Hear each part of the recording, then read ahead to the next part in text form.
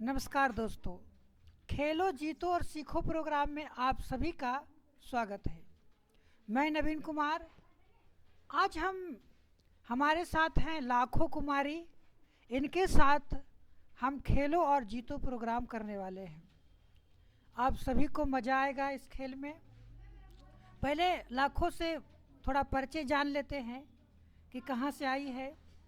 लाखों जी, आप बताएंगे आपका कौन से गांव से आए हैं? गगौर से। गगौर से आई है। ये शेखपुरा जिला का एक छोटा सा गांव है गगौर।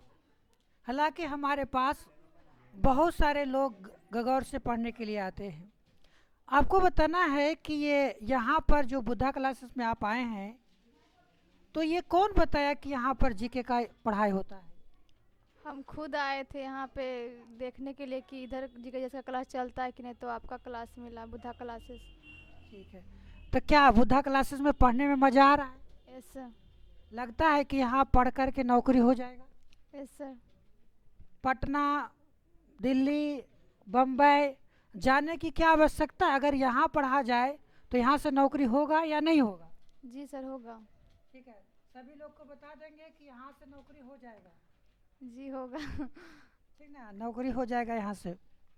तो चलिए स्टार्ट किया जाए खेलो जीतो प्रोग्राम। और आपके समक्ष आने वाला है प्रश्न। आपको ध्यान देना है कि इस प्रश्न को आप खुद भी देखेंगे और जवाब देंगे।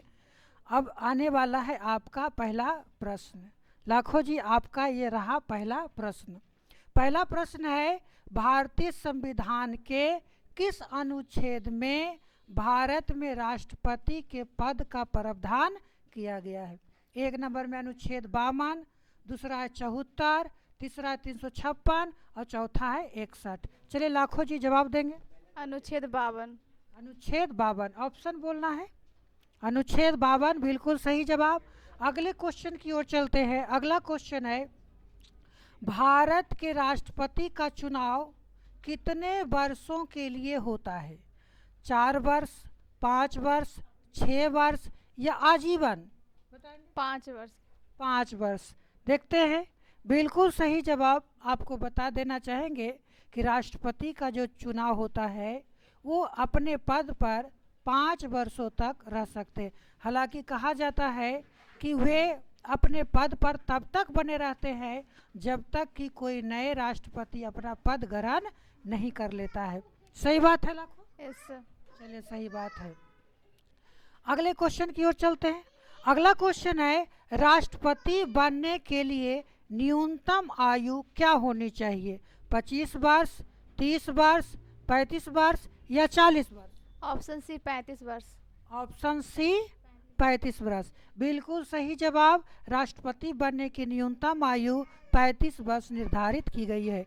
अगला क्वेश्चन है, राष्ट्रपति द्वारा संसद के दोनों सदनों में नामित सदस्यों की संख्या कितनी है?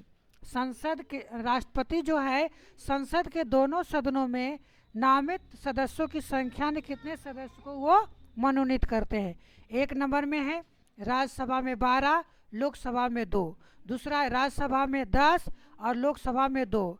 तीसरा नंबर राज्यसभा में 12, लोकसभा में कोई नहीं। और चौथा है दोनों 10-10। चलिए बताएंगे।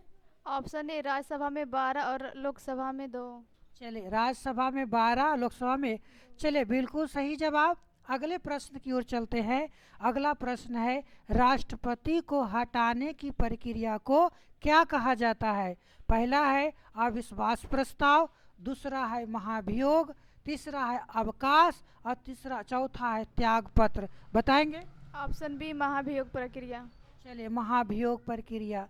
चलिए, बिल्कुल सही जवाब। आप बता सकते हैं कि महाभियोग की जो प्रक्रिया लगती है राष्ट्रपति को, तो किस अनुच्छेद के तहत लगता है? नो सर, अभी नहीं पता है। चलिए, अनुच्छेद 61 के तहत राष्ट्रपति पर महाभियोग की प्रक्रिया लगाई जाती है। अगले क्वेश्चन की ओर चलते हैं। अगला क्वेश्चन है, राष्ट्रपति द्वारा जारी अध्यादेश कितने समय तक प्रभावी रहता है यदि संसद द्वारा अनुमोदित ना किया गया हो तो? बात समझा? इसका है 3 महीने, 6 महीने, 6 सप्ताह या 1 वर्ष? 6 महीने। 6 महीना लॉक कर दिया जाए। Yes sir. चलिए 6 महीना। चलिए बिल्कुल सही जवाब है 6 महीना। अगले प्रश्न की ओर चलते हैं। अगला प्रश्न है, भारत के राष्ट्रपति को त्यागपत्र किसे सौंपना होता है? भारत के राष्ट्रपति का त्यागपत्र किसे सौंपना होता है? प्रधानमंत्री को, उपराष्ट्रपति को, लोकसभा अध्यक्ष को, मुख्य न्यायाधीश को? चलिए बताएंगे। ऑप्शन बी उपराष्ट्रपति को। ऑप्शन बी उपराष्ट्रपति को, बिल्कुल सही जवाब। अगले प्रश्न की ओर चलते हैं। अगला प्रश्न है, भारत के कौन से राष्ट्रपति निर्विरोध चुने गए? भारत के कौन से ऐसे राष्ट्रपति थे जो निर्विरोध चुने गए? 1 नंबर में है डॉक्टर राजेंद्र प्रसाद, 2 नंबर में सर्वपल्ली राधाकृष्णन, 3 नंबर में नीलम संजीव रेड्डी और चौथा नंबर में है प्रतिभा पाटिल। बताएंगे। Option C Neelam Sanjiva Reddy. चलिए नीलम संजीवा रेड्डी, देखते हैं। बिल्कुल सही जवाब। नीलम संजीव रेड्डी जो है निर्विरोध चुने गए थे। इनके जो विरोध में कोई खड़ी नहीं हुए थे। चलिए लाखों जी, आप बताएंगे कि आपका पापा क्या करते हैं? सूरत में रहते हैं, काम करते हैं। सूरत में रहते हैं, काम करते हैं। और मम्मी? मम्मी घर पे रहती है, खेती बाड़ी करती है।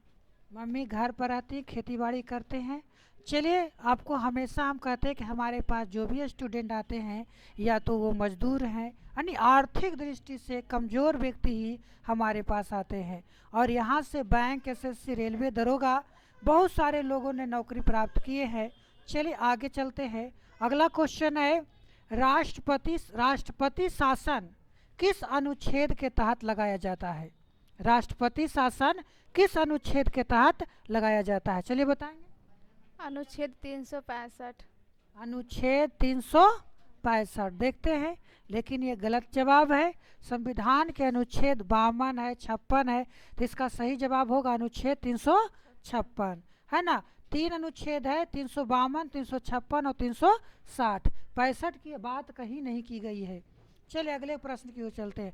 अगला है, राष्ट्रपति द्वारा संसद सत्र बुलाने की अधिकतम अंतराल कितना हो सकता है? राष्ट्रपति द्वारा संसद सत्र बुलाने का अधिकतम अंतराल कितना हो सकता है? 1 नंबर में है 3 महीने, 2 नंबर में है 6 महीना, तीसरा है 1 वर्ष और चौथा इनमें से कोई सीमा नहीं है। चलिए बताएंगे। 6 महीना।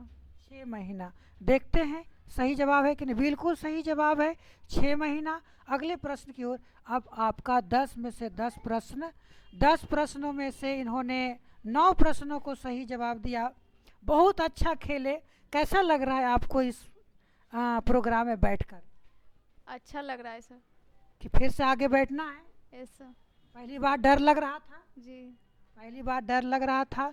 चलिए, इसके लिए हम प्रोग्राम के अंत में एक पेन देते हैं, एक छोटा सा प्रतीक के रूप में। ये बुद्धा क्लासेस का एक, समझ लो कि एक आशीर्वाद स्वरूप है।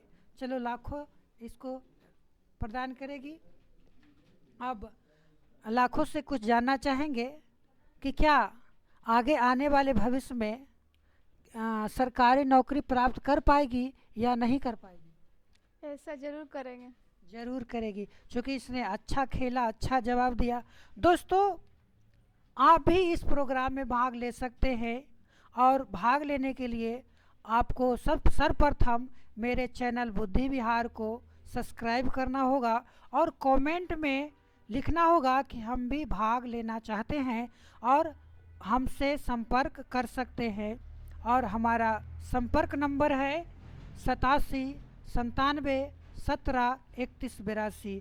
चलिए, यहाँ तक वीडियो देखने के लिए आप सभी को धन्यवाद।